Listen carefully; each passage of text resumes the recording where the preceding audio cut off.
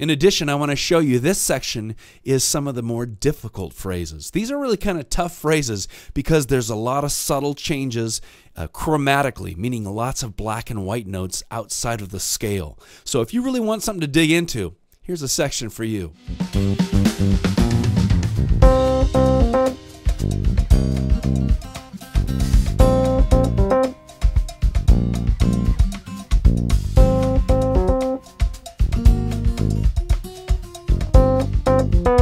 All right, here we go. This is where it gets kind of tough.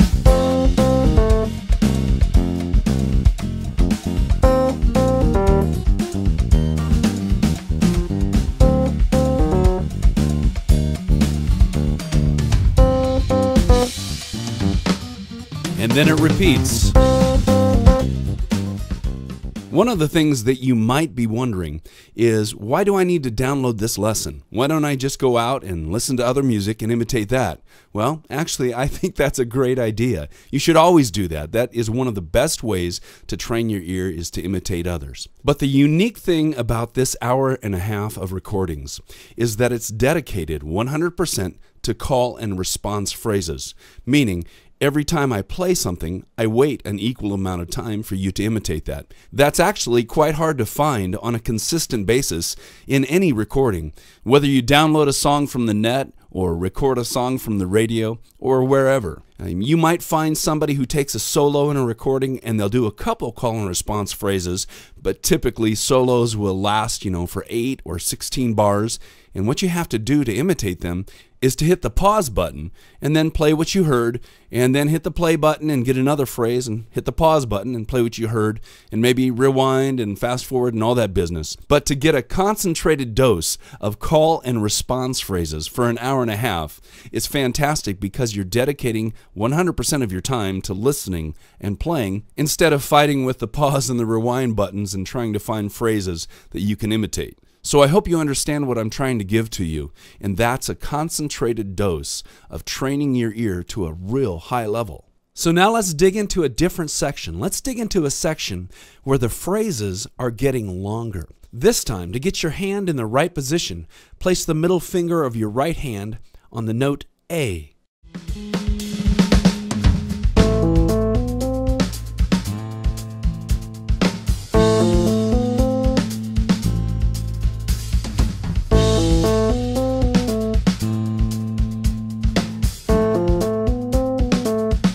Phrases are getting longer.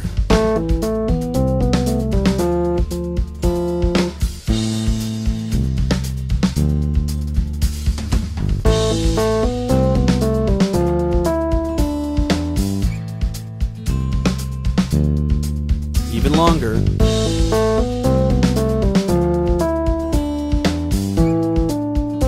That was nice and long. Now it's your turn.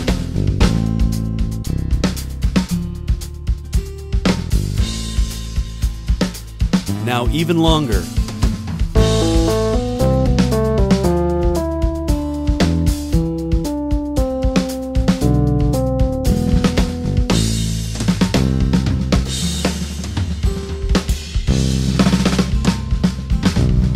All right, here comes a new key, and the phrases are faster now. So last night, as I was recording this lesson in the studio, my 16-year-old son Nathan comes in and he goes, "Hey Dad, what are you doing? Blah, blah, blah." And I said, "Hey, try this out." And he is a drummer and he plays keyboard, but that's not his main thing.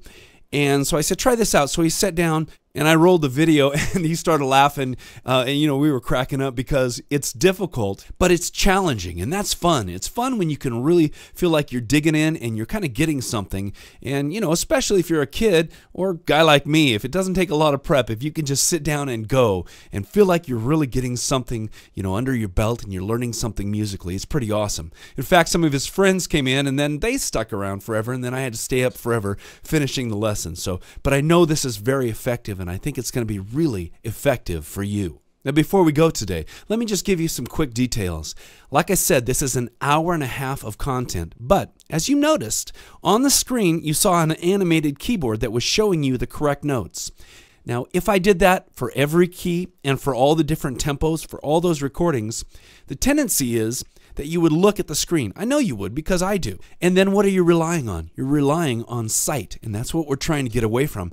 Instead, you want to rely on your ear. So the one video shows all the notes to play, but the rest of the recordings, all 6 keys in 3 different tempos, don't have that keyboard up on the screen, so that you'll end up really developing your ears. Just like the pros do. You watch any band of skilled musicians, and when it comes time for a solo, sometimes you'll see a little friendly competition.